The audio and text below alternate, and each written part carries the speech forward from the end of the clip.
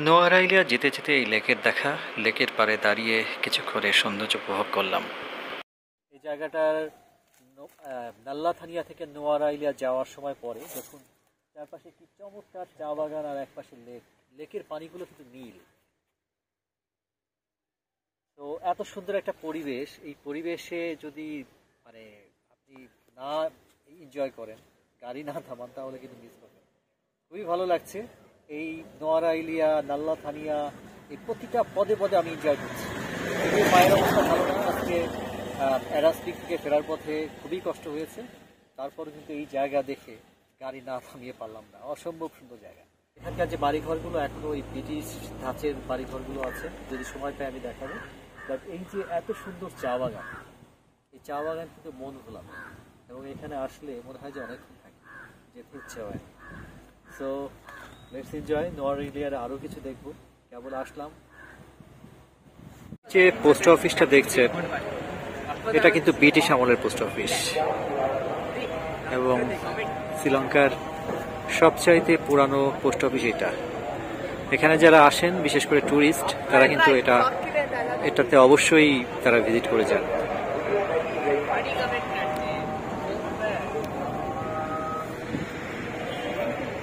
নোয়ারাইলিয়া শহরে চলে আসছি। সত্যি বলতে নোয়ারাইলিয়াকে প্রথম দেখাতেই কিন্তু আমি নোয়ারাইলিয়ার এই শহরের প্রেমে পড়ে গেছি। এত সুন্দর, ডিফারেন্ট, সাজানো গুছানো, কাম একটা সিটি আমি বহুত এরকম সাধারণত দেখি না। খুবই সুন্দর। আর এই পিছনে পোস্ট অফিস নোয়ারাইলিয়া, এবং এটা ব্রিটিশ আমলের পোস্ট অফিস, অনেক পুরাতন পোস্ট অফিস। যারা ট্যুরিস্টরা এখানে আসেন সবাই এই পোস্ট অফিসটা ভিজিট করেন। It's still ongoing. এটা কিন্তু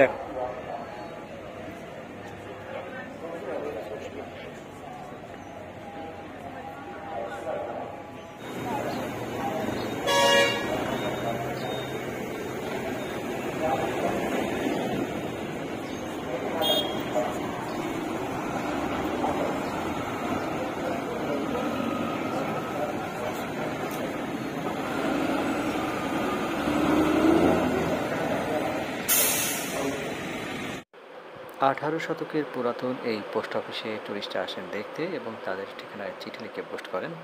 এই সিটিটাকে প্রথম দেখাতেই কিন্তু লন্ডন বলে ভুল করতে পারেন, কারণ এই সিটিটা অনেকটা লন্ডনের আদলেই করে তোলা হয়েছে, যেহেতু ব্রিটিশরা এখানে অনেকদিন ছিল।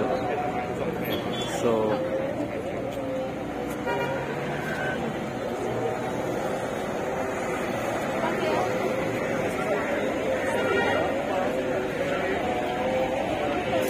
আমি নোয়ারাইলিয়ায় আছি। নোয়ারাইলিয়া শ্রীলঙ্কার একটা সুন্দরতম শহর। এটাকে শ্রীলঙ্কার চায়ের রাজধানীও বলা চলে। শহরটা দেখে কিন্তু আমি মুগ্ধ। এত সুন্দর সাজানো গোছানো একটা শহর কি করে হয় আমি বুঝে পাই না। এই শহরে আসলে আপনাকে লন্ডনের ফিল দেবে, মনে হবে যেন আপনি লন্ডনেই আছেন।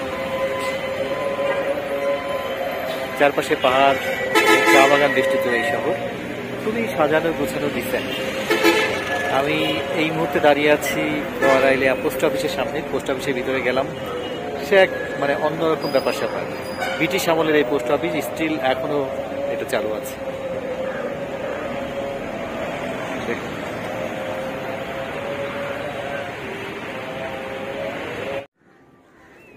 নোয়ারাইলিয়া আসলেই অনেক সুন্দর, এত সাজানো গোছানো একটা শহর।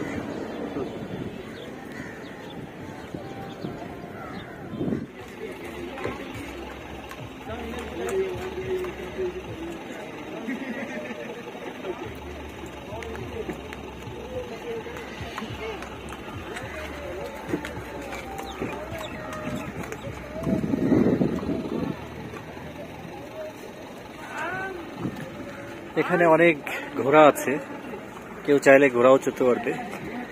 Very nice. পিছনে মাউন্টেন, সামনে সবুজ মাঠ, এবং তার মধ্যে ঘোড়া।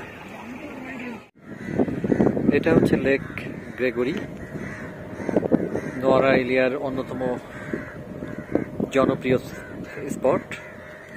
যারা ঘুরতে আসেন এখানেও আসেন, অনেকে বোট রাইড করেন। এখানে অনেক সারি সারি বোট বাঁধা আছে।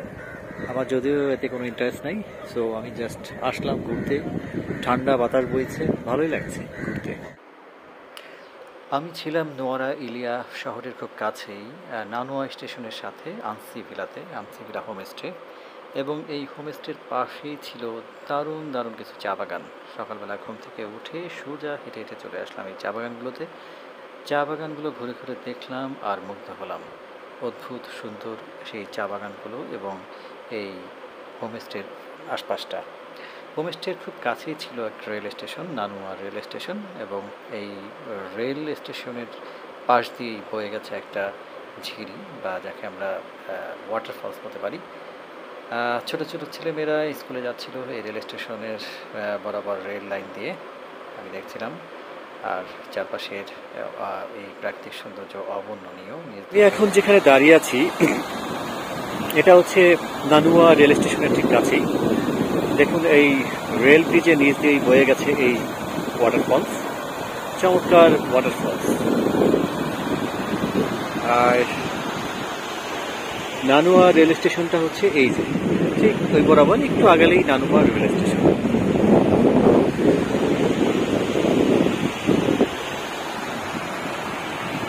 চারপাশে চা বাগান, বিশাল বিশাল পাইন ট্রি, আর মাঝখান দিয়ে বয়ে গেছে rail line. What is it?